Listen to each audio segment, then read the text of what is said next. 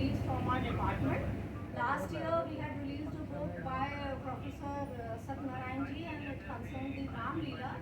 And this time Mr. Hemraj Ramdutt, he is going to present his book Beyond Internship, Indo Trinidadian Entrepreneurs.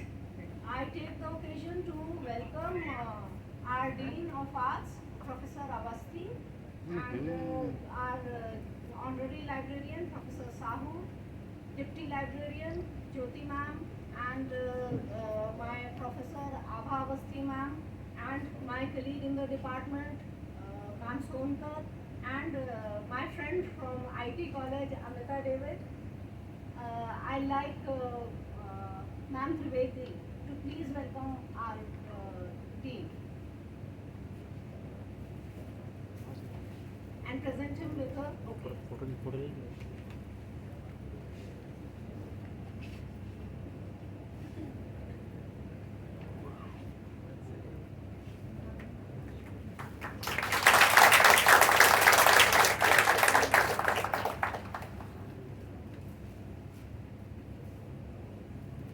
And I like Dean sir to welcome our guest, Mr. Hemraj.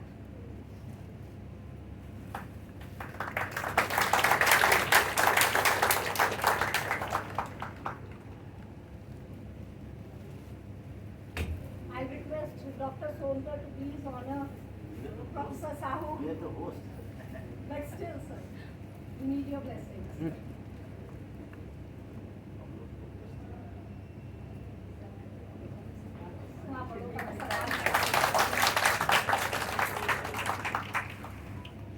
And I'll request Professor David to welcome Ma'am Trivedi.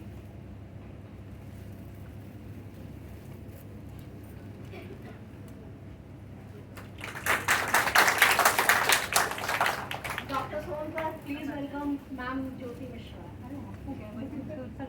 That's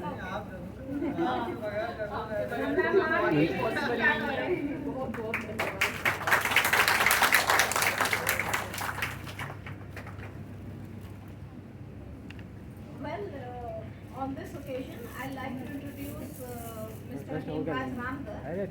He is a Canadian-based business consultant and researcher and has spent the past 4 decades working globally in the energy and fast-moving consumer goods (FMCG) sectors. He began his career with the United Nations ECLA and thereafter held executive positions with several multinational and regional corporations with responsibility for strategy, branding, global entry, innovation, and business development. This included the positions of Barbados country manager with Shell Oil Company, VP Global Business, and with SM Jaleel and Company Limited, VP Strategy and Business Development at Petrotrin, the Trinidad and Tobago Oil Company. He is currently engaged in the management of a Miami-based distribution center supporting Caribbean brands into the North American market. He holds a BA combined honors in political science and economics and an executive masters of business EMBA. He is a charter member of the Rotary Club of Barbados South, a former member of the Rotary Club of Port of Spain, a life member of the National Council of Indian Culture, Trinidad NCIC, and board member of the Kathak Kala Sangam, Trinidad. Over the past 3 years, he has presented papers on indentureship and entrepreneurship at several global Indian diaspora conferences, and he spends most of his time mentoring business students globally. With this book, he has become a first-time author. He is the great-grandson of Chulhan and Jasoda Singh, who migrated to Trinidad as Girmitiyas in 1904 from Sioti village in Gaya district, Bihar. His great-grandfather Ram Prasad was born on board Avon on the 20th day of the 89-day journey to Trinidad from port of Calcutta. Sir is married to Sherry and has 2 daughters, Ramona and Rehana, and a 10-year granddaughter, Serena. He currently resides in Ottawa, Canada. Sir has attributed the inspiration of his book to the indomitable spirit of his maternal parents Ram Prasad and Ram Kalia. In Trinidad, like many other countries of old diaspora, there is a tendency of naming the children after Ram. Ram went on exile and then returned to Ayodhya, thus indicating the deep desire of the migrants to return to their motherland and identifying their niceties with the miseries of Sri Ram in the foreign lands. Second, they want to maintain the religious and cultural tradition of their country. His great-grandmother was a street vendor for 30 years. His grandmother was a street vendor for 30 years. She was a sterling example to serve, to work hard, and for hard work, faith, determination are the key to success. The forefathers of Ramdutt and Ramdutt himself is an example of how through hard work and dedication the Indians have marched up the social hierarchy of their country and carved a niche for themselves. The earnest desire of this diaspora is that their children and descendants would follow their example in letter and spirit. Here I'll give you a brief resume of how these people they reached to such far off places. The system of slavery was practiced in Britain and numerous of its colonies in the 18th century. In the opening years of the 19th century, a movement for the abolition of slavery started growing. In 1833, slavery was abolished in Britain and all its colonies. There was a shrill demand for cheap and docile labor, especially in these sugar-producing colonies of West Indies. After the great experiment in Mauritius in 1834, the first indentured Indian labor were taken to British Guiana on board Whitby and Hesperus in 1838. The first shipload of Indian indentured labor reached Trinidad on 31st May 1845, and this day is still celebrated as Indian Arrival Day. The Indian indentured Indians were under a contract to work in the colonies for a period of 5 years, after which they were entitled to a free return passage. Later, the time period of free passage was extended to 10 years. The indentured labor system was in operation during 1838 to 1920, with a small interruption of few years. In contemporary India, the economic and social conditions were abysmal. This made two-thirds of Indians to take a decision to stay back in their respective colonies. This was the beginning of old Indian diaspora. Most of the Indians had been fraudulently enrolled as indentured labor. They had no idea that they had to cross the seas, a taboo in those days. Thus, they were totally broken when they reached the colonies, but they were sons and daughters of great civilization.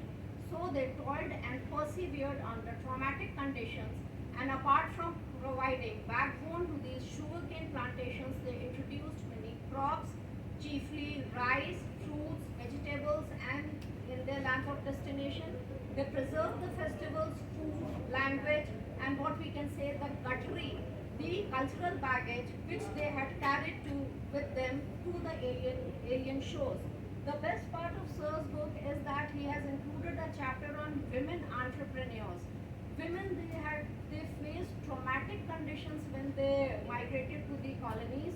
In India, they were living in families where they were not supposed to venture outside alone, but here they had to work under traumatic conditions in the plantations, and once their indentureship was over, they had no other option to stay in the colonies because there was no option to come back to India because they had stayed outside their country and their home for 5 years.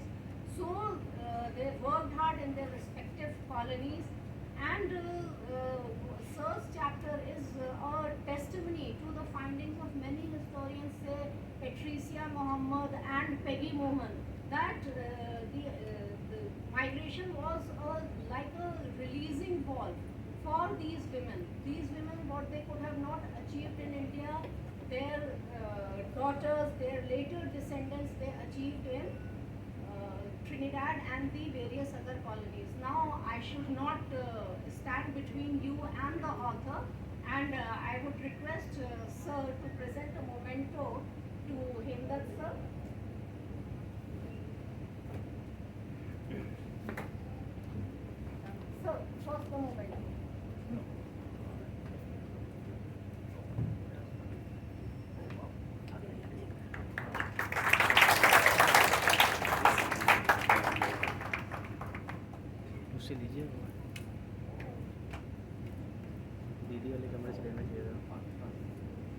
जल्दी करें, password जल्दी करें, जल्दी करें। And I would request Professor Sahu to give a memento to our dean.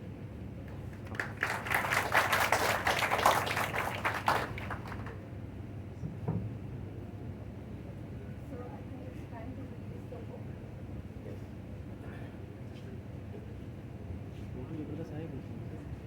थोड़े से पास से और ले लीजिएगा, 2 पॉइंट से करके ले लीजिएगा, छोटा खाली पूरे आदमी पूरे में ठीक है। पीछे से उसी पे कर लीजिए, वन पे कर लीजिए, ठीक है। आप लोग आइए,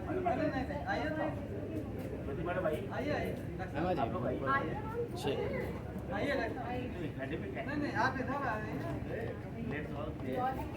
आइए डॉक्टर इधर आ रही और हम लोग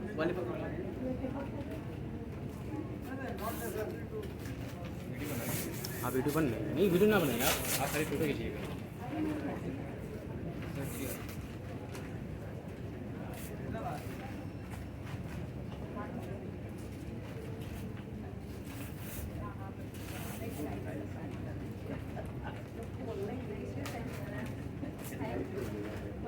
भैया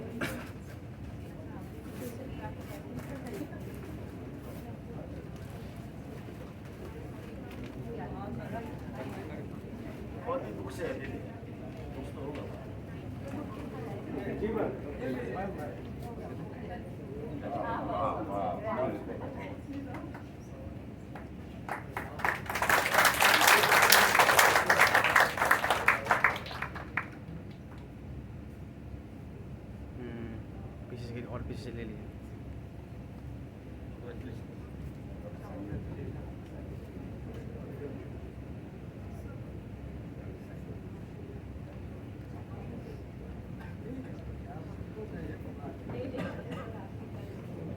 I would request Dean sir to say a few words on this occasion. ताली तो बताइए आप।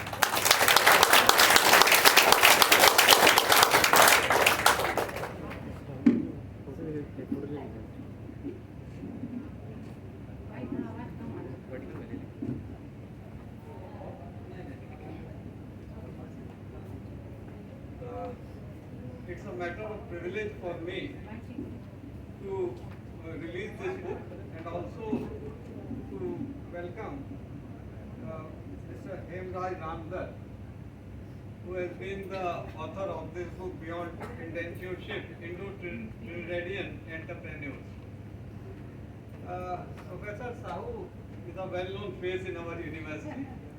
And also at the national and international level, he has been organizing many seminars and conferences, and has been extremely kind, not only to his own department but also to us, because whatever books we suggest, he used to purchase from the Tagore Library. Dr. Archana Tiwari ji only yesterday told me to inaugurate this function. I have not much idea about this indentureship and Indo Trinidadian entrepreneurs. He also sent me a write-up, इस तरह पे पढ़ दीजिएगा। लेकिन entrepreneurship की जब हम बात करते हैं तो लास्ट मंथ अभी हम लोगों ने पूरा एंटरप्रेन्योरशिप कॉन्क्लेव ऑर्गेनाइज किया था यूनिवर्सिटी। तो उसको ध्यान में रखते हुए ये बुक जो है अपने आप में बहुत इम्पोर्टेंट बुक है, क्योंकि ये उस ट्रेडिशन को आगे बढ़ाती है जो एंटरप्रेन्योरशिप कॉन्क्लेव हमने यहाँ पे ऑर्गेनाइज किया था। क्योंकि मेरा बैकग्राउंड बेसिकली इकोनॉमिक्स से है, तो वैसे तो इकोनॉमिक थ्योरी में एंटरप्रेन्योर का जब इकोनॉमिक थ्योरी में बात करते हैं तो वहाँ पे उसको इम्पोर्टेंट फैक्टर ऑफ प्रोडक्शन नहीं माना। लेकिन हकीकत यह है कि ग्रोथ और डेवलपमेंट बगैर एंटरप्रेन्योर से नहीं होता। और शुम्पीटर ने यह कहा है कि entrepreneur is the outstanding fact of capitalism. जो कैपिटलिज्म है उसका आउटस्टैंडिंग फैक्ट एंटरप्रेन्योर है।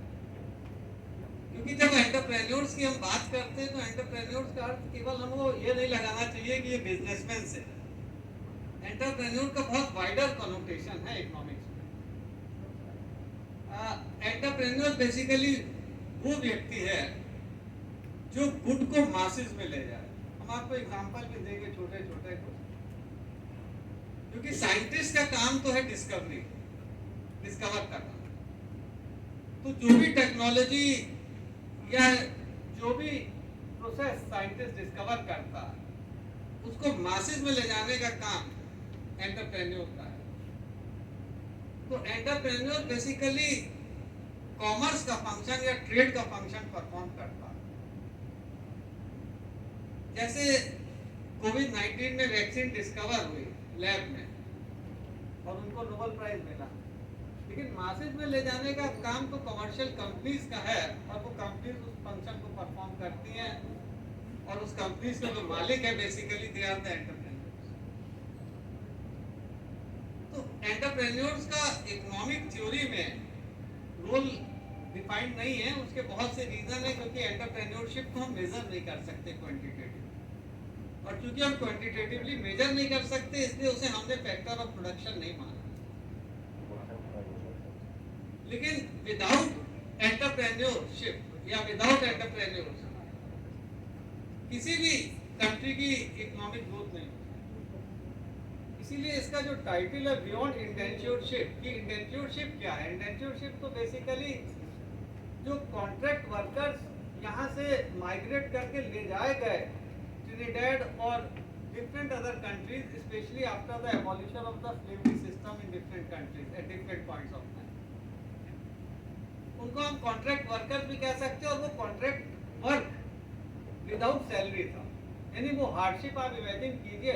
वैसे तो स्लेवरी सिस्टम एबॉलिश हो गया, लेकिन इंटेंशियरशिप एक तरह का different form of slavery system, जहाँ फिक्स सैलरी नहीं थी, आपको कुछ कंपेंसेशन दे दिया जाता था और खाने को कुछ दे दिया जाता था, और एक 5 साल का या 7 साल का टेन्योर आपका फिक्स रहता था। उसके बाद वो टेन्योर रिन्यूअल हो जाता था। यूजुअली ये था कि वर्कर्स को बाद में जहाँ से माइग्रेट वर्कर ने किया उस पोर्ट पे उसे छोड़ दिया जाएगा, लेकिन जैसा अर्चना जी ने कहा कि वो कॉन्ट्रैक्ट रिन्यू हो जाता था, क्योंकि वो वर्कर्स यहाँ कहाँ आएंगे वहीं कॉन्ट्रैक्ट रिन्यू कर लेते थे। लेकिन with the passage of time जैसे जैसे लेबर यूनियन स्ट्रॉन्ग हुई और लिटरेसी बढ़ी, ये इंडेंच्योरशिप भी धीरे धीरे मिनिमाइज हो गई और सैलरी सिस्टम हर जगह प्रिवेल करने लगा। और उस हार्ड सेविंग से उन लोगों ने इन्वेस्ट किया और एंटरप्रेन्योर्स का रोल वहां परफॉर्म किया। तो उससे केवल उनकी इकोनॉमिक वेलबींग नहीं हुई जो यहाँ से कंट्री से लोग माइग्रेट करके गए, बल्कि उस कंट्री की भी वेलबींग हुई जहाँ उन्होंने इन्वेस्ट किया। तो ये एक बहुत बड़ा कंट्रीब्यूशन है इंडियंस का, जिसको हमें कम से कम एप्रिशिएट करना चाहिए। और शायद इस बुक में उन्होंने सर ने कवर भी किया होगा, हेमराज जी ने, तो जब आप इसको पढ़ेंगे वो चीज आपको इसमें दिखाई भी देगी। दूसरी चीज जो अर्चना जी ने कही कि the story of entrepreneurship will be incomplete without discussing the valuable contribution of the Indo Trinidadian women entrepreneurs, कि धीरे धीरे करके जो वुमेन या जो फीमेल यहाँ से माइग्रेट की, उन्होंने भी ये एंटरप्रेन्योरशिप का फंक्शन वहाँ परफॉर्म किया और उस कंट्री की इकोनॉमी को स्ट्रेंथन किया और अपनी वेलबींग भी इम्प्रूव की। और आज ट्रिनिडेड में लगभग 2.5 मिलियन लोग, जहाँ तक मेरी अपना जो एस्टिमेट है, अराउंड 2.5 मिलियन जो इंडियन इंडेंचर्स जो हैं वहाँ पे रह रहे हैं, and probably they are well off now as compared to what their ancestors used to be. और हालांकि despite this invaluable contribution for Indian culture and economy, this Indian diaspora faces many challenges in the Caribbean and Trinidad, like racism and stereotyping of the historical background of Girmitya past. Girmitya past जो north Indian की community वहाँ से यहाँ से migrate करके गई। Such issues should be addressed on priority basis at the bilateral, multilateral and regional levels. This Indo-Caribbean ethnic community is an asset for India at a time of global competition to leverage the potential of diaspora by nations like China. They are soft power of India and brand ambassadors of Indian culture. Thank you.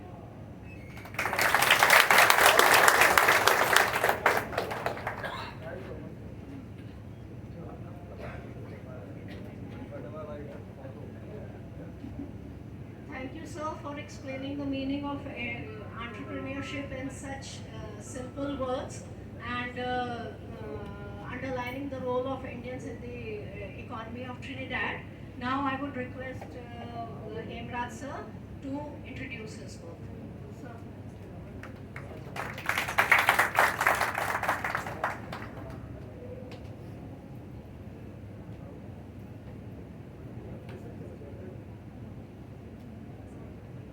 Namaskar.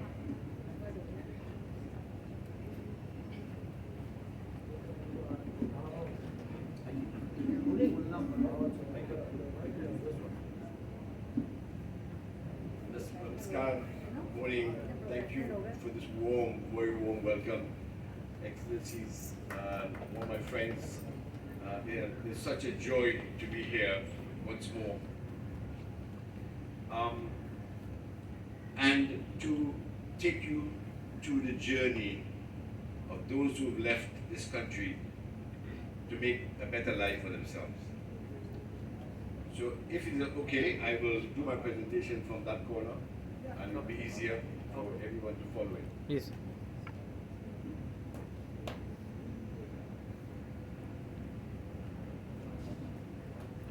So I choose today.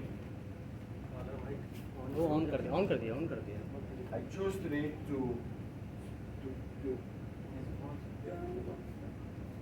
Hello. Are you hearing? You hearing? Yeah? But I think I'm loud enough anyway, right?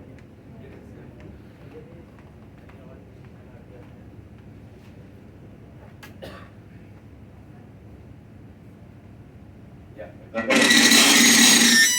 I know in Trinidad we love carnival, but this is real carnival, right? Yeah. Okay. Yeah. Is that better? Yeah. Yeah. So I chose to speak. And mic दे and mic नहीं कर पाएंगे and mic नहीं कर पाएंगे सही है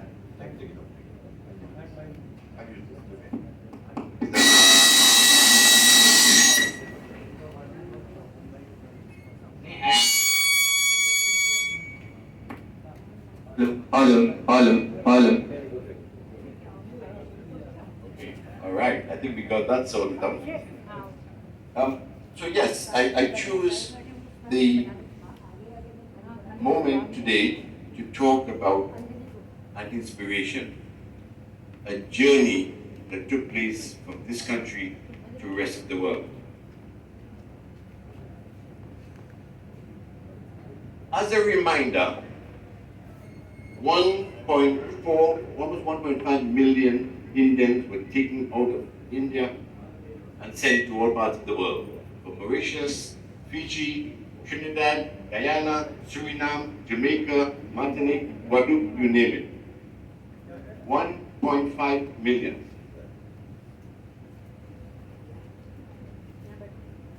They went to all parts of the world, but today I will focus on the Caribbean, and Trinidad particularly, which is where I wrote about. For those who know your geography, I just would like to add this. Just a reminder, this is where we are, Trinidad and Tobago, very small country, just 1.4 million people, not billion, million. Guyana is right here.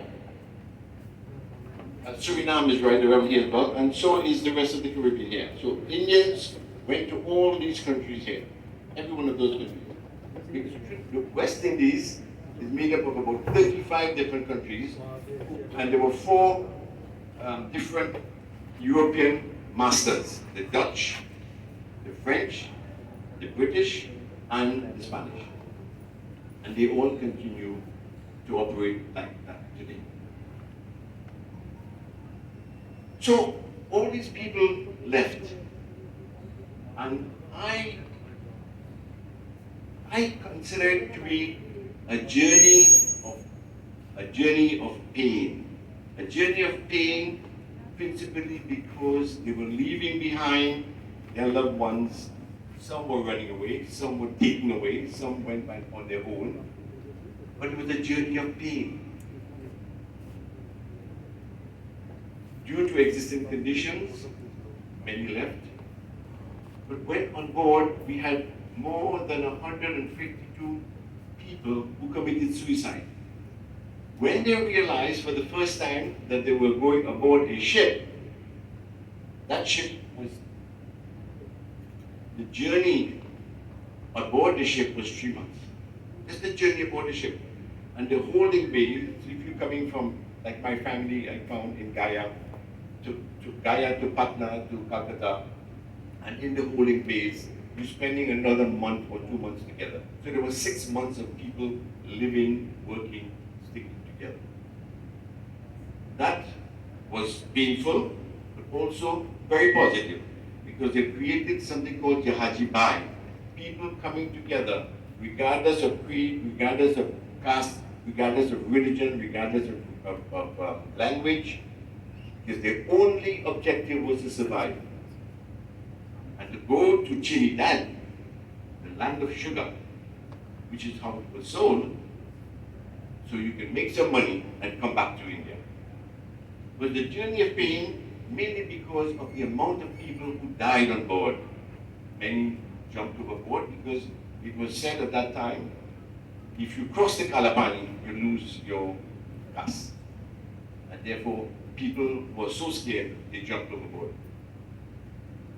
And then when we went to Trinidad, they got a very hostile environment, principally because although slavery was abolished and Indians were brought in to replace these lost labor, the Africans saw the Indians as taking their jobs, which is very ironic in some way.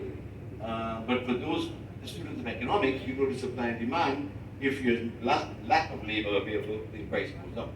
So the Africans were saying Indians' arrival created the condition where our salaries are low. Indians were paid 1 shilling per day, 24 cents in those days. And that remained for 74 years without changing, 1 shilling per day. The other thing that created a hostile environment was Indians came, their food was different, their language was different, their way of worship was different, their dress was different. So nobody wanted these strange people. The only people who wanted them to come to this country, the only people who welcomed them into Trinidad were the plantation owners, because they were guaranteed low and reliable labor.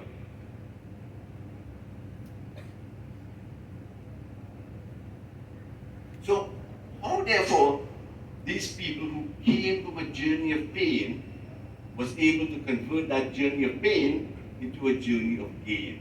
How? How were they able to transform living in a barrack, which is a slave house, by the way, into these huts and into what is today the very industrial and very developed housing complexes? This, in fact, is one of the best malls and the best living area in Trinidad. It's all reclaimed land by one that I will talk to you about later, along the sea, the Gulf of Paria. What Indians did come with, though, is the Jahaji bundle. The Jahaji bundle contains all the elements that was required for success. All. They came from a culture that understood the importance of land. Most of them were laborers, and they were working for somebody else. So they knew how valuable land ownership was. They knew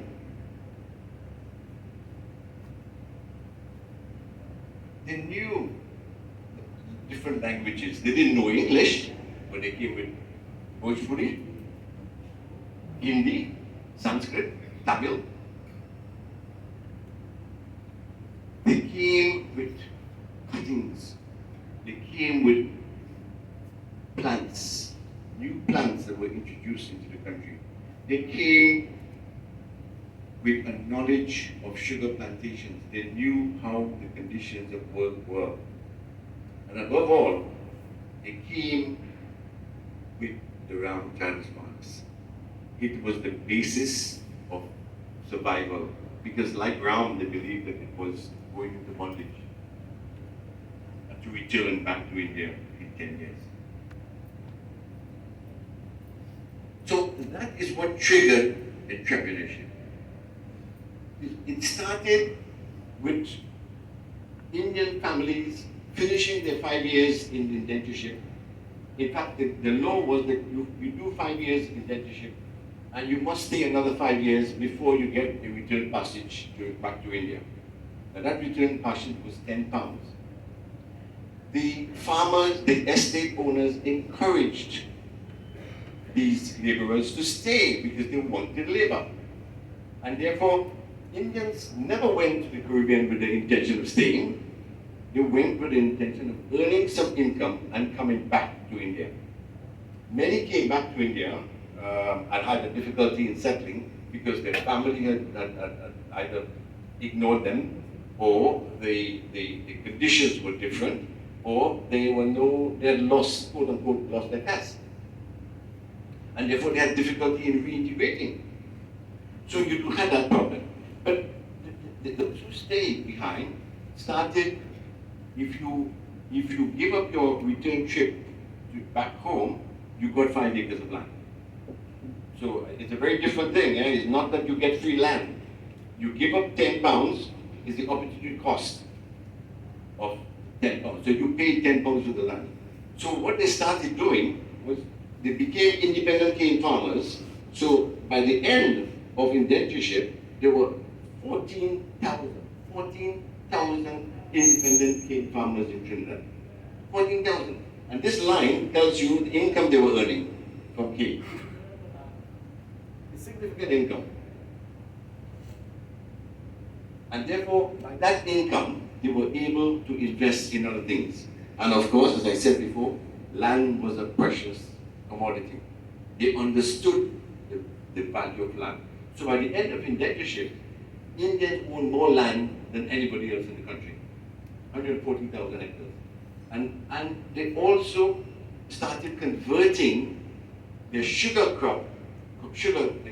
cultivation to cocoa. Because the cocoa price in the world market was very high. Yeah? So you see here now, they had about 60,000 acres of land on the cocoa and coffee. Because the price was high in the world market, sugar prices was going down, mainly because of European surcharges. And therefore, the Indians, being as adventurous and knowledgeable as they are as agricultural workers, decided to reinvent themselves. So they started with cocoa, they started rice, and by the 1940s and 1950s, Indians were producing 30% of all the rice that was consumed in Trinidad. And that is import substitution for those who are doing economics. So other than providing all the labor, other than providing new products, other than diversifying into other products, they went into rice and peas and beans and gum provisions, coconuts, citrus, etc. A lot of them went into dairy and housing. But it was the basis. It was the basis of that transformation. Because these were the people who were taking their produce to the market, selling, and this is almost like anywhere out here, selling their products every weekend in the market. It's the products from their own plots, and were able to create what we have today. These companies I highlighted here, there are about 12 companies that are more than 100 years old. And those who do economics, again, they will know that when you read Tim Collins' Built to Last, these are companies that were built to last. These are companies, this company here, Ramdutt, started in 1888. The mother or the great-grandmother I should say, brought a spinning wheel to Trinidad, making oronies.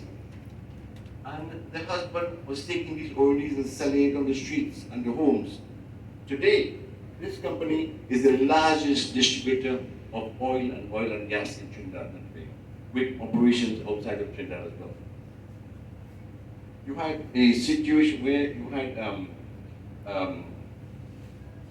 sign contractor, a gentleman called Asghar Sign. He was a porter at the Kolkata railway station.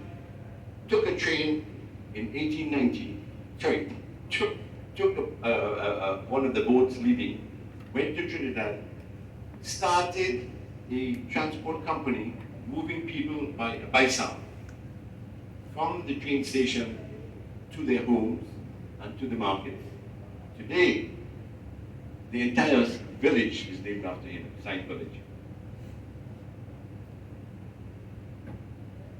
In the retail trade, you saw Indians started their businesses with small retailing along the streets, along the house to house, and have now expanded into real stoneware. So today, in Trinidad, more than 79% of the retail outlets, the retail stores, are owned and operated by Indian families.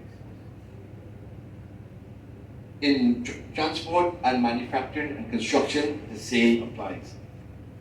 When rice was introduced into Trinidad, they brought rice mills to grind the husk and separate the husk from the husk was used to feed the animals, and they started using these machines to grind peppers and jams and jellies and guava. So they started making guava jellies and guava pie. So it created a link between agriculture and industry. And those continued today, where a lot of people who imported spices from India blend their spices together, and today are huge distributors and manufacturers of spices. So these are all companies here that are into that business.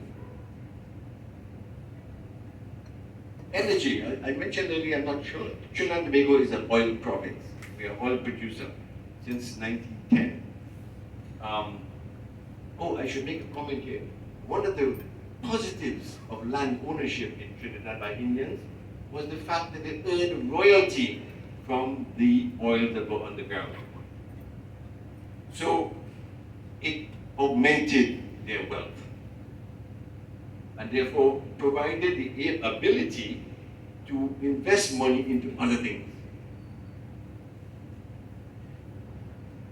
We are not very big into energy drilling because a lot of it is offshore, but there are about 30% of Indians involved in onshore drilling, but about 40% involved in services, providing the services to the oil wells, etc.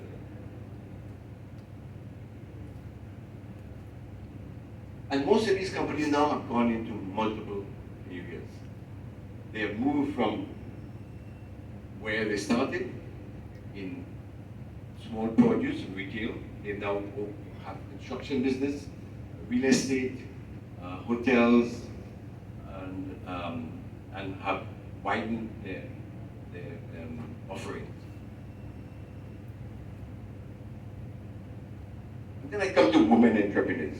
As was mentioned, I have an entire chapter dedicated to Indian women entrepreneurs. And I'll give you a little story behind this. In the first 20 years of indentureship, or unit going to the Caribbean, women were not encouraged to go, principally because they were only wanted labor, and women were not able to provide the kind of labor in the sugar industry. However, it created a social backlash. And after 1885, the conditions on which the ships must sail, you must have 40% of women on board all the ships. In many cases, and in spite of higher costs of recruitment, they were paying the recruiters 35 rupees to get a woman to go on board. 25 rupees for a man. So I think it must be the first time women were more valuable and paid more. They did not get the money, of course, and the recruiters got the money. But first of all, to encourage women to go, they paid a higher price. And of course, that encouraged a lot of the recruiters to hijack or kidnap people who did not want to go. So there were a lot of cases of that. So that's the first thing. The second thing is that women overall made up 35% of the Indians who left, and therefore there was an imbalance. Women had lots of power. They could decide if they want this husband or not, or somebody else. Because there was a demand for women, for wives. Yeah. Principally because there was not a lot of interaction between the Africans and the Indians. Because the Africans made up about 35% of the population, Indians about 35%. So it was the rest were Spanish, Portuguese, Europeans, etc. So you had a problem. So women were powerful. A lot of them owned their own estates. A lot of them started in guest houses and restaurants. A lot of them invested and reinvested their money into a number of other businesses. And therefore, you find that these women, in spite of everything else, were able to rise above. Charan's bookstore here, this company, Pulbasia Charan, had 12 children. She worked 20 acres of sugar and rice, sold her products into the market on Friday, Saturday, and Sunday. Today, that company has the largest manufacturers of books and bookstores in Trinidad.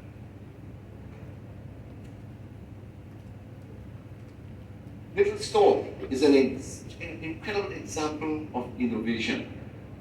It is a lady from south of the country, got married, moved to the city. She was a devout Hindu. And she realized that nowhere, when you go to puja, you cannot find all the things that you need for the puja. So she opened a puja shop.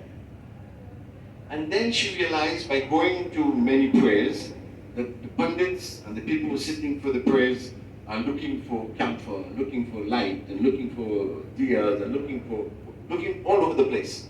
Confusing. So she created a puja pack. A puja pack, a small box with everything you need. So when you sit down to do your puja, you're not distracted by anything else.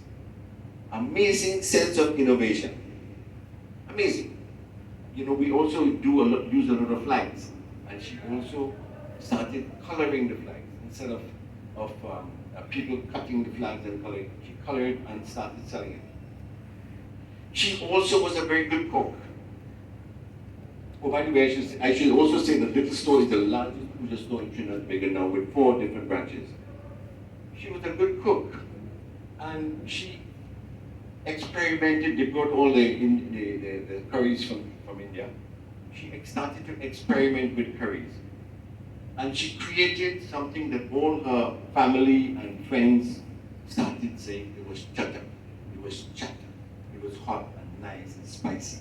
Today, this company, Chatta, is in 65 countries. 65 countries.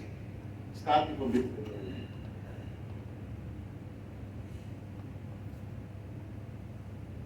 Bhagwan Singh Limited. Sadly, the owner, Helen Bhagwan Singh, passed away last night. And I have a special slide for her, but I will just mention. This lady started running her father's bicycle repair shop at the age of 11. She then went on to manage a cinema and the father's hardware store.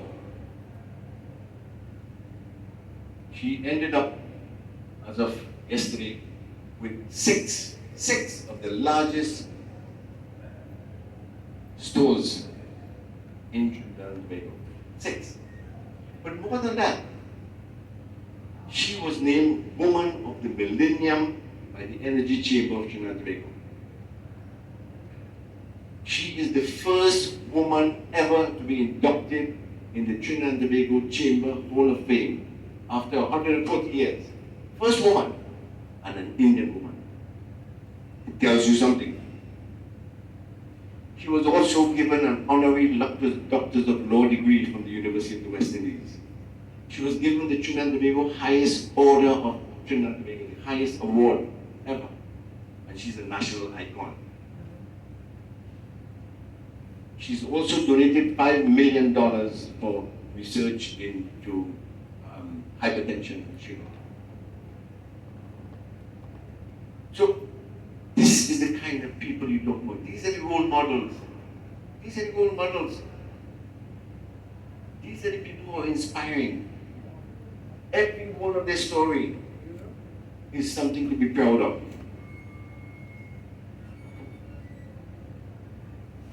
Because at the end of the day, those people who came with nothing are today leaders of global brands. This company, Chubby, is in 68 countries.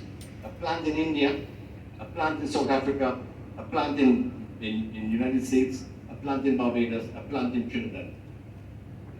Sasha Cosmetics, the first cosmetics made for women of color in 110 countries. Sasha Cosmetics. I spoke about Chatak before, and the son, Caribbean Flavors, also is doing curries and spices and condiments. KC Candy. Mrs. Khan started boiling cane sugar, making candies. Today, KC Candy is in 72 countries. So understand the implication. All these are Trinidad made, Indian managed by Indian families. Are we proud?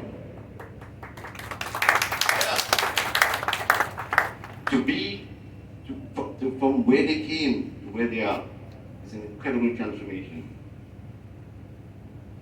And these are some of the people for the first time in the last 3 or 4 years that they are honored. They have been honored, they've been recognized for their contribution to business and philanthropy in Trinidad. Because a basic fundamental principle of almost all of us is seva, giving back. Giving back. Dr. Mohammed is the CEO and owner of Jaleel, the product that you saw Chubby. Kama Maraj is the owner of the product Sasha Cosmetics in 110 countries. This gentleman here, Bahadur Singh, is the one who built that mall I showed you before and that big housing development. He started with his brother with $90 in 1920. They started with buying cloth, selling it on the street. His brother was a tailor, started making pants and shirts and selling it for school children. They then moved on to retail outlets, and today he is the brain behind that entire project. $3 billion, the best, most sophisticated shopping mall, and the best place to live in Trinidad, because it's all along the waterfront.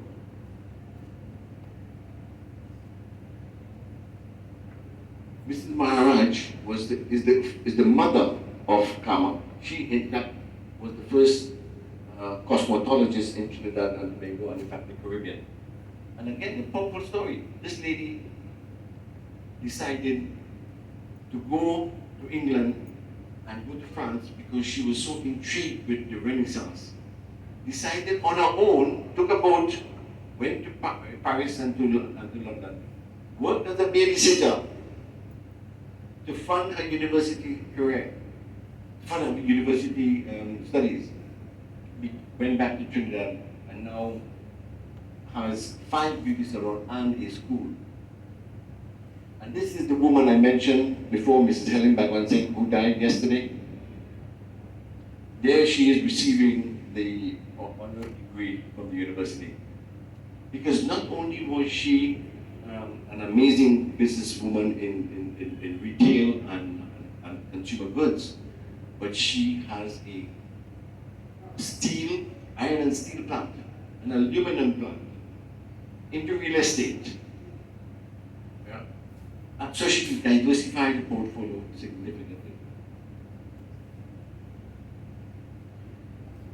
And if you think that we don't have those coming behind, this is 2020, the Chamber of Commerce, future leaders, future entrepreneurs. Again, look at it, women mainly, lot of Indian women. And this is last year's President Medal Award for the most outstanding students at A levels, which I think is the same thing here, or A level, right? Pre-university. These are the winners, 6. Everyone Indian, everyone.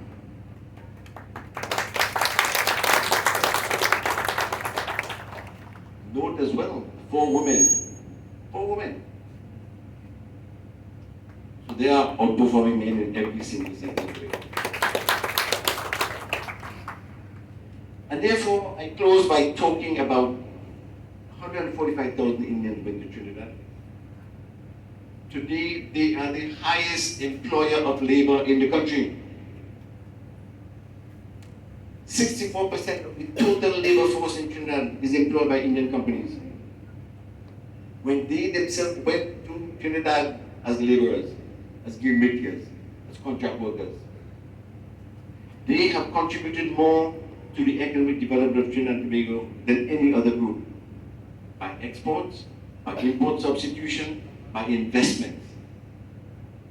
And they never forgot their families back home. Because the remittances way back in 1900 was already almost 15,000 pounds going back to their families here. In those days, you could buy a piece of land for £1. So if 150,000 pounds was sent back to India, you could buy 150 acres of land. So they did not ignore their families back home. And so, from the book itself, the main takeaway is that Indians left, they left in pain, they have now achieved so much, they have gained so much, they have contributed so much. But the book is much more than just those people going. It is a journey of resilience. It talks about strength. It talks about grit. It talks about determination. It talks about the fact that you can do whatever you want. Dream it, do it. Here we have people who went with nothing, and today are some of the most outstanding people in the Caribbean. I thank you.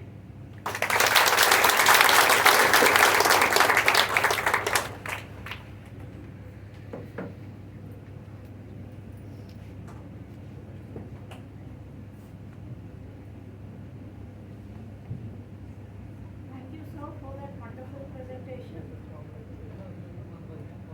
And for that very positive message, the message from history that even from very catastrophic events like First World War, Second World War, we have very constructive things coming out of this. So thank you so much. And now I would request Dr. Solkar to move the vote of thanks.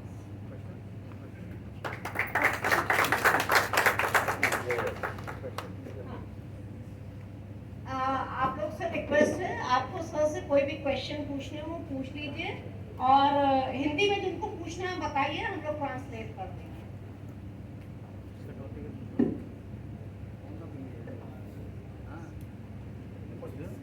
must be lots of questions, I'm sure. ये mic आपके पास आ रहा है किसी को कोई भी प्रश्न पूछना हो। किसी को कोई तो आपको ये तो पूछने में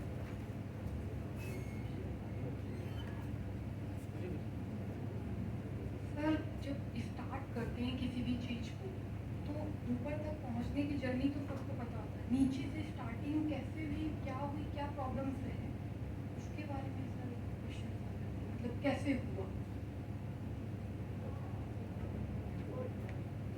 She is saying that Would we ask, get all the questions and then answer, or one after the other? one after. what she wants to know that how the entire thing began. That we all know that how the Indians, how they started their journey. Sorry, I'm not sure if I understand the question. How they started the journey to the Caribbean, or how they started their entrepreneurial journey? The entrepreneur. Ah, okay, oh, easy. Well, I think, well, first of all, as I said, they started because they were encouraged to stay on the plantations after the first 5 years. First 5 years, they could not work for anyone else. First 5 years, they must work for one plantation. The next 5 years, they can move to other plantations. But the planters were encouraging them to stay in their plantation, and so they provided them with a small piece of land. They started planting okra, and bodi, and tomatoes, and cucumbers, and taking it to the market. Some of them planted sugarcane. Yeah?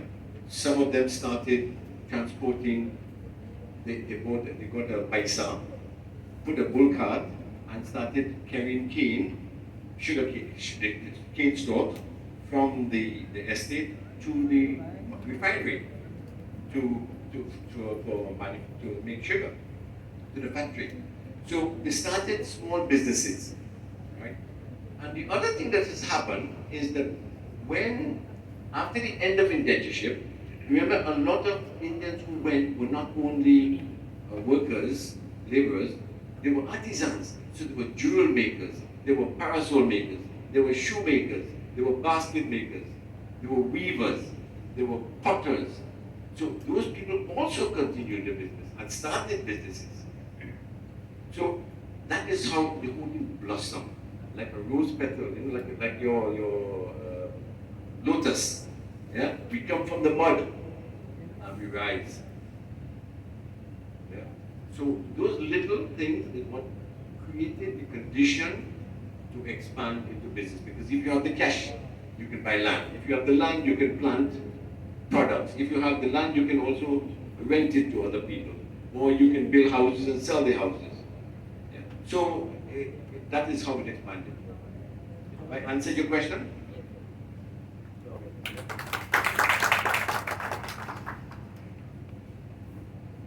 So you already told that Africans were there prior to the Indians. So was there any kind of conflict?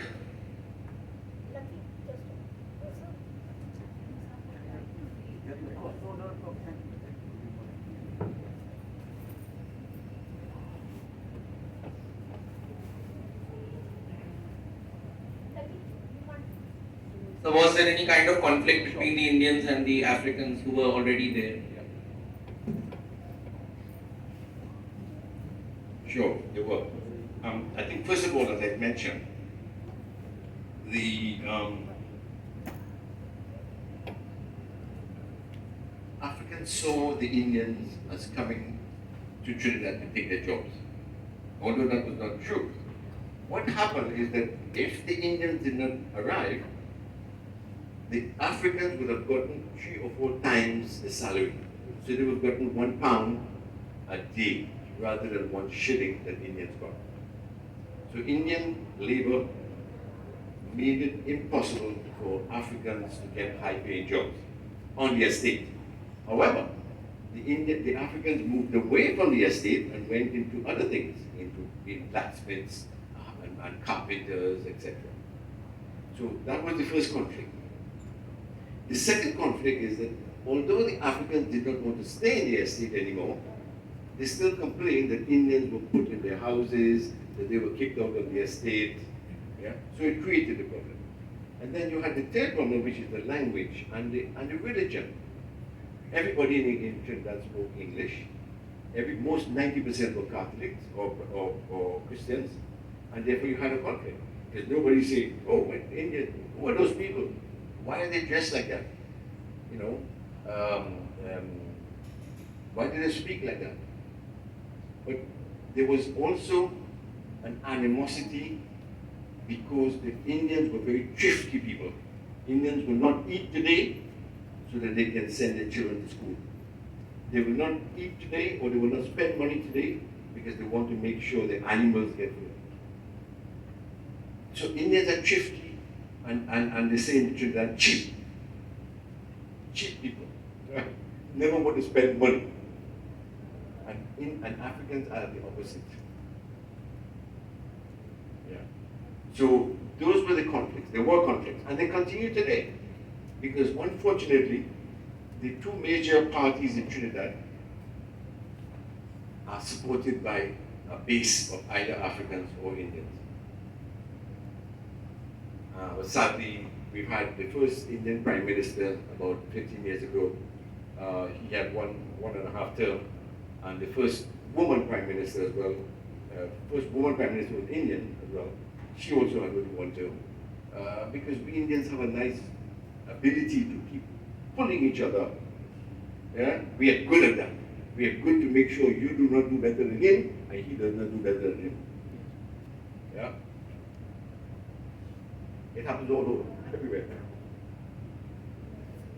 Have I answered your question?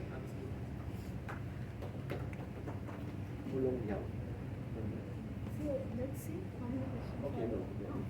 So good afternoon, sir. And actually, my question was a bit similar to him, but I wanted to ask was the racial dynamics between Africans and Indians. How did this impact the growth of the economy of Trinidad, and especially the development of businesses, Indian-owned businesses? If you could put some light on that. I think first of all, Indians remained on the estates to start with, right? So they were considered to be the rural people. Africans moved into the towns and the cities. They joined the civil service, they joined the police service, they joined the army. So they controlled all the security services. Right? So that's the first problem.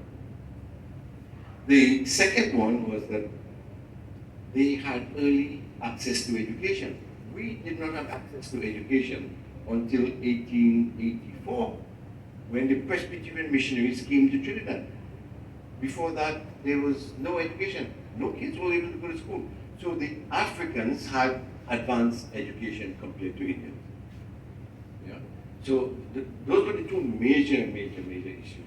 And although I showed a slide with the sugar estate owners, the entrepreneurs, there were 4,000 African entrepreneurs in sugar. What happened is that the children sold their land and moved on to other things because they were educated. They wanted to go and join the civil service or go overseas or whatever. So they never continued being in in agriculture. Indians remain up to today.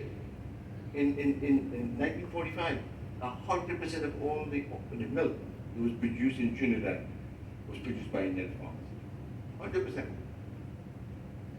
100% rights, same thing. So Indians remained in that only until in the last 30 or 40 years, there's been a radical shift. Because the new generation of Indians are not accepting that. They are professional, they've moved all over the world, right? They are very, very educated, as you see. Before 1948, before 1950, we never had a Hindu school or Muslim school. None. Before 1945, the other problem was that there was no recognition of a Hindu or Muslim marriage until 1945. So all those people for 100 years who were married, the children could not inherit anything. If the husband died, the wife could not inherit anything. So it created a lot of conflicts, right? So whereas the Africans moved out of into the city sectors and became more aligned to the government, the Indians remained on the side. Have I answered your question? Yes. Anything? Nobody on the side.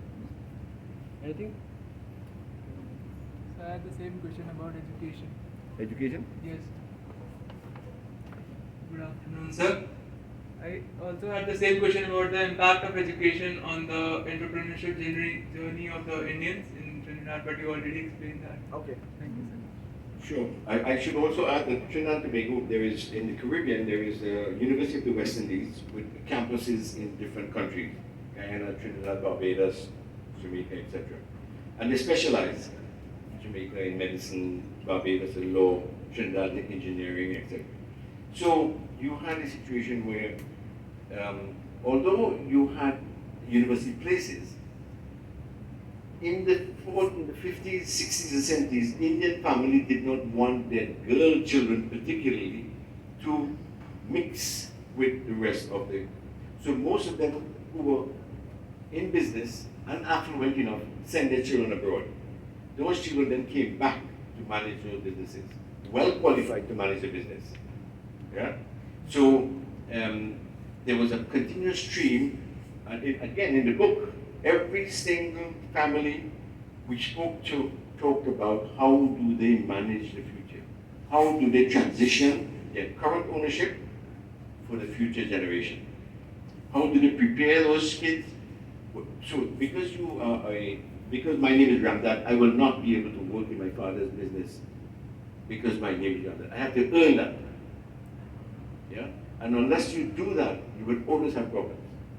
Because what do you do when you have a staff of 10 members of staff who look up to you as the boss because you're the son of the father of the owner and not earn your place? You have to earn your place. And that's the big difference in Indian businesses now. Previously it was handed down from generation. But today you have to earn your place in that organization. And which is the way it should be. Yeah. So you want to. So you talked about women entrepreneur. So what were the problems they faced and how did they come out of it? Because they are our inspiration. So what were the problems and how did they come out of it? Lovely question. The biggest challenge was the husbands accepting them as being the boss. Yeah. So in many cases, their names were in the background and the husband was in the foreground.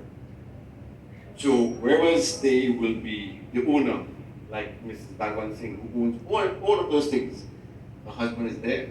So she's always Mrs. Bhagwan Singh, not Helen. Yeah. So that's the first problem. The second problem is a lot of men folks, especially in the energy business, did not think women had any capability and understanding of engineering and energy. So there was a problem. How do you have a woman who owns a steel plant like that, yeah, and can come and tell me about steel manufacturing? But she was knowledgeable. She knew her business. She understood. Right? And that's the big difference. She was able to convince everybody else because the Chamber of Energy named her the Woman of the Millennium. That does not come easy.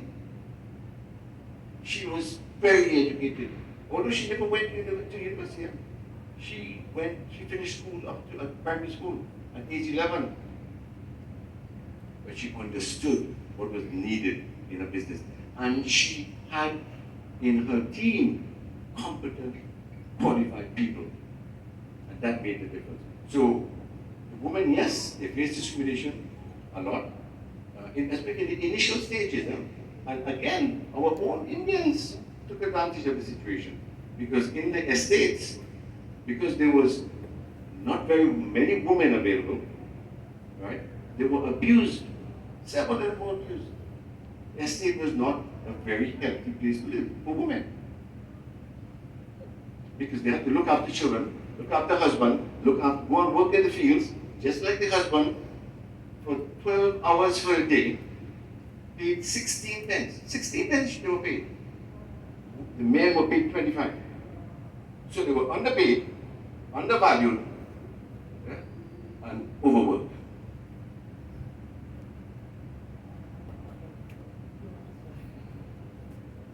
Can I get a sip? Sorry for talking with you. Another question. Never be sorry. Okay.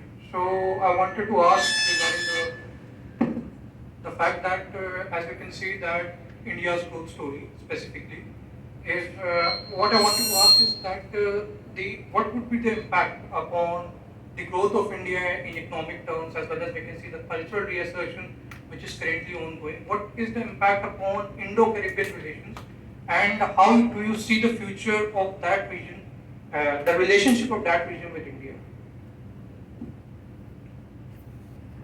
I will answer that in two ways. First of all, on the cultural aspect. I went to Kolkata in the last few days looking for elements to remember us for leaving this country. There were very few. And if there were, it's difficult to find. So when I showed the Caribbean, we are 500,000 Indians went to the Caribbean. Today, there's 1.5 million Indians living in the Caribbean. Wealthy people, because they're all oil-producing countries, with a GDP of more than $20,000. We are India's soft power outside. We are consumers of Indian goods and services. Yet still, for me, it's difficult to get here. I have to get a visa and go through all of the places to get here. And when I come, I cannot find any evidence of me being appreciated here. Because I go to Kolkata where 1 million people left, and there's very little indication that these people have left or what they have done. So the first thing is the appreciation. It's not there. India does Pravasi every January or something. But you see, I think there are two different levels of indentureship, of immigration. One is indentureship, which is 1845 to 1920. And after that is the 40s, 50s, 60s, where Indians went to different countries for different reasons. They went on their own because they went for better jobs, for education, for investment, etc. So you had two different levels, right? Unfortunately, we sit in the lower level, you know. So that's the first thing. The second part of your question, I would say, is that India is a powerhouse.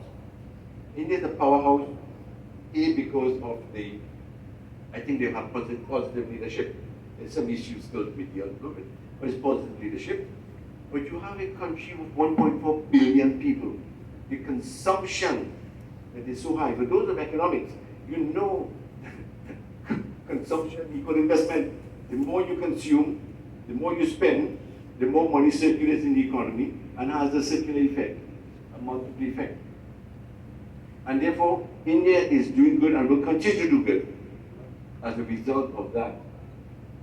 But there are quite a few internal issues, for me anyway, that will hamper the growth. Because if you want to move from a third world country, quote unquote, to a first world country, some things have to change. Some things definitely have to change. You know, and I see the metro as a nice start to avoid traffic congestions everywhere. But it's just India is talking now about a big drive towards tourism, incredible India. But you need to clean up a lot of things first. Except I would say if you come for meditation and for religious reasons and stuff, different, because the Ganges and all the major rivers attract you for different reasons, right? So, yeah. Specifically, my question was regarding Indo-Caribbean relations. What is the impact of India's growth on Indo-Caribbean relations? Well, you see, but this was when I talk about Indo-Caribbean relationship, I was talking about the fact that we as consumers, we bring all our stuff, all of our musical instruments, we bring all of our food, all our spices that bring from India. right? Books. All our heritage comes here. So there's a big opportunity to work to grow upon that, right? So that's what I was talking about when I say about Indo-Caribbean relationship. Because, you know, right, currently, the president of Guyana is Indian. The president of Suriname is Indian. The past prime minister of Trinidad is Indian. She is now the current opposition leader. Fiji, Mauritius, the same thing. Every country in the world we've gone, we've reached to the top. I haven't stayed on the top, but we've reached to the top, right? And therefore, that augurs very well for Indo-Caribbean relationship. Other than cricket, of course, there's always cricket, right? But I think that there is a lot more room to do lots more. Yeah, from small businesses that want to get into the global market. Because, you know, you have high consumption here, right? High demand right here. So once you can satisfy that demand, then you move outside to meet the demand. Well, I don't mince with words. Corruption has been the death knell of any economic and institutional setup, and especially when we talk about the third world countries. So, what is the index of corruption in the Caribbean countries, and like the bureaucrats and the government over there? Is the business environment conducive for the entrepreneurs over there? The consumption index is high, corruption is high. And unfortunately, because it's oil producing countries, it's higher. Yeah. The E is about 69 out of 100. So we are high, maybe about midway. The ease of doing business is much better. We are, I think, 22 in the world. But still there need to be improvement because they're trying to streamline all the import-export. Because other than oil, I mean, we are a major producer of non-oil products now, right? Not like Guyana. Guyana is a major producer of sugar, one of the best rums in the world, the Eldorado rum. They're major producer of an exporter of sugar and rice and aluminum and gold, right? And now they're forming oil. So their level of oil production today is about 400,000 barrels a day, and by the end of next year will be 1 million. 1 million. It will be a major producer of oil by the end of next year. And of course, that whole situation with corruption is a big question mark. Because wherever they have, when you have 2 or 3 billion US dollars passing through your hands every month, it's very tempting. And there's a few cases of that where staff in the ministry who are auditing the oil firms, right, have written off a few things that are questionable. So, yeah. At the political level, of course, it's worse, right?